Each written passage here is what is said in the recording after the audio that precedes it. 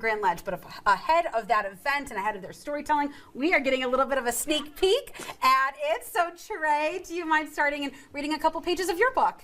All right. All right. Well, if I can find the first page. Of course, you can start from the beginning. Yeah, just for this. Okay. All right. Daddy, did I tell you about my adventure in the jungle? Asked Trey. No, Trey. I do not remember you telling me about your adventure in the jungle, said Daddy. Do you want to hear it? Of course I do, said Daddy. Okay, one day on my way home from school, I got lost in a big jungle. Out of nowhere, a little bunny rabbit hopped out from behind a tree. So, excuse me, Miss Bunny Rabbit. My name is Trey, and I'm lost in this big jungle. Do you think you can help me find my house?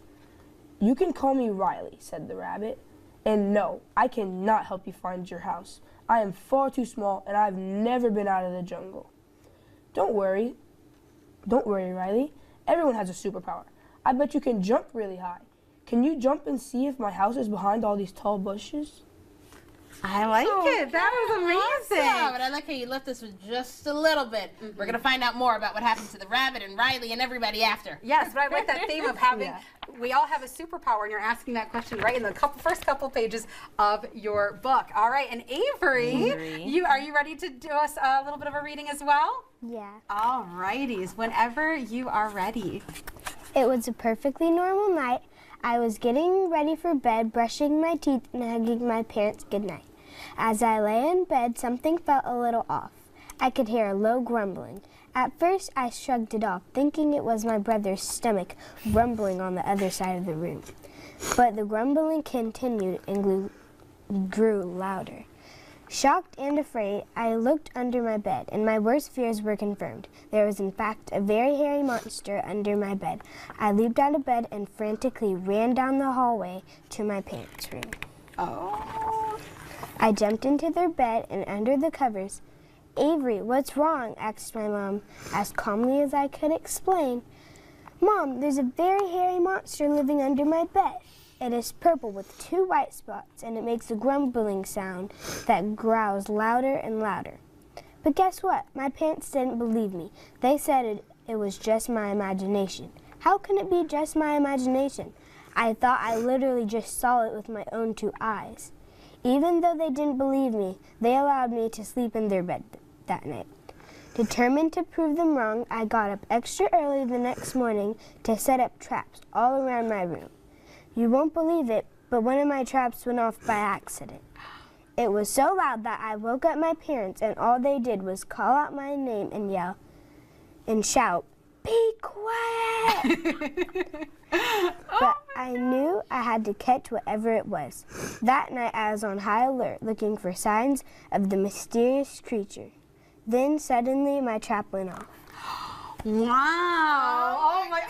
I want to know what's under your bed. I know. I'm going to find the monster. I believe you. I think there was a monster underneath there. Absolutely. Absolutely. Oh my God. Those are so, so good. And just a couple pages of these books. And of course, you know, you can see them this weekend, and you can also get their books online with that information that's right on your screen as well. Follow their journeys as well. But we are so proud of you. Congratulations. And just knowing that you guys wrote these books at such a young age is truly inspiring. Very inspiring for all of us, as well as our viewers at home. But overall, you guys are here as you're a part of our Black History Month special. So tell us really quick, why and how does your book celebrate Black history?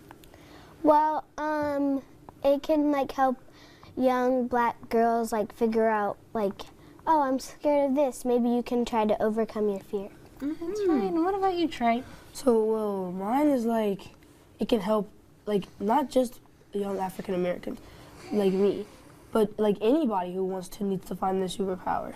Well, something we also wanted to ask you was tell us a little bit about what Black History Month means to the both of you. Trey, do you want to tell us? Yes, ma'am.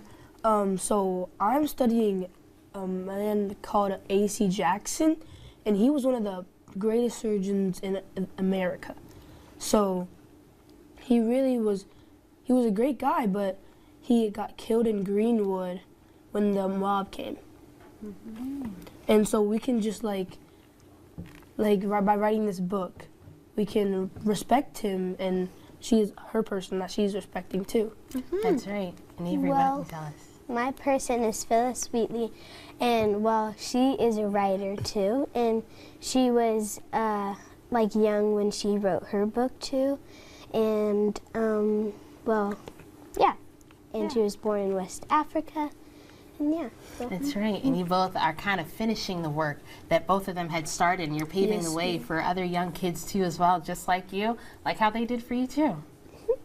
Thank you guys. Well, thank you so much for sharing your superpowers with the both of us here and showing us that we can overcome any of our fears. Thank you so much. And again, remember, you can see both of them this weekend at A Place of Change Ministry in Grand Ledge starting at 1:30. And thank you so much for celebrating with us today, guys. Thank you. You're welcome. Thank you.